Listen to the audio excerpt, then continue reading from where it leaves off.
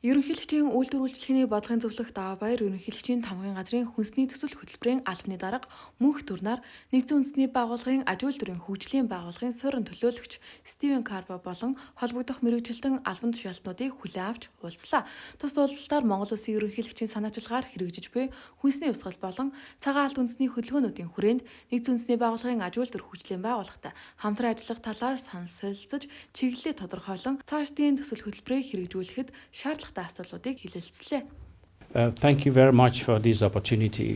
Дэлхийн банк болон Азийн хөгжлийн банк мөн ИФАД буюу Нүүбийн хөдөө аж ахуй хөгжүүлэх олон улсын сангаас тавьсан саналын дагуу бид нар эдгээр байгууллагуудтай хамтраад Монгол Улсын засгийн газартай хамтран Монгол Улсын шаардлагатай төсөл хөтөлбөрүүдийг өргөжүүлэн өмнөх одоо гарсан амжилт туршлагатай үндэслэн дараагийн төсөл хөтөлбөрүүдийг хэрэгжүүлж үр дүнд хүрэхээр одоо зорж ажиллаж байгаамаа. Тэгэхээр энэ одоо зорилгоор Монгол Улсад бас айлчлал хийж байна. За үргэлжлүүлээд бид багаараа бас орон нутагт ажиллана.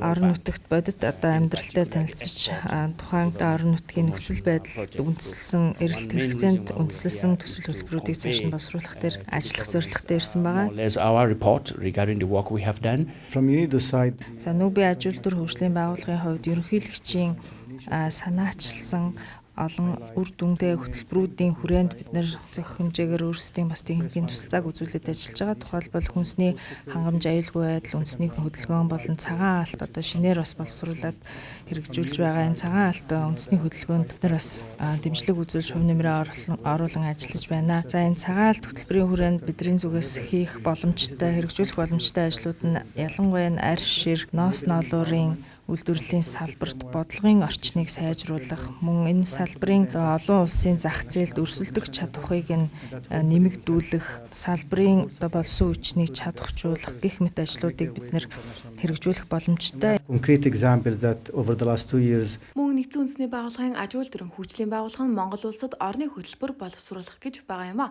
Тус хөтөлбөрийг боловсруулах ажлын хэсэг байгуулах шаардлагатай байгааг уулзалтын үеэр онцоллоо. Орны хөтөлбөрийн хүрээнд ямар чиглэлүүдээр Монгол Улсын засгийн газартай хамтран ажиллах талаарх саналыг эхний байдлаар боловсруулсан гэлээ. Эд он Монгол Улсын засгийн газартай хамтраад энэ орны хөтөлбөр буюу одоо хамтран ажиллах country програмыг боловсруулах ажлыг бол эхлүүлээд байгааг бас онцлон дурдмаар байна. За энэ хөтөлбөр нь ялангуяа одоо энэ Монгол Улсын гол одоо салбар болох мал аж ахуй, хөдөө аж ахуйн салбарт олон улсын сайн туршлагыг нэвтрүүлэх дотоодын одоо сайн туршлагыг цааш нь улам өргөжүүлэх, бэхжүүлэх чиглэлээр бид нэр төлхөө анхаарч энэ хөтөлбөрөөр боловсруулна гэсэн зорилготой ажиллаж байна. Нэгдсэн үндэсний байгууллагын аж үйлдвэр хөгжлийн байгууллага нь сүүлийн жилүүдэд Монгол улсад олон төсөл хөтөлбөрийг амжилттай хэрэгжүүлж байна. Тэдгээр төслийн хүрээнд төрийн болон хувийн хэвшил, гадаад болон дотоодын эрдэмтэн судлаачдтай хамтран амжилттай ажиллаж, органик хүнс халаалмах, арьс шир ба ноос ноолуурын салбаруудад үр дүнтэй ажлуудыг хийж хэрэгжүүлсэн байна.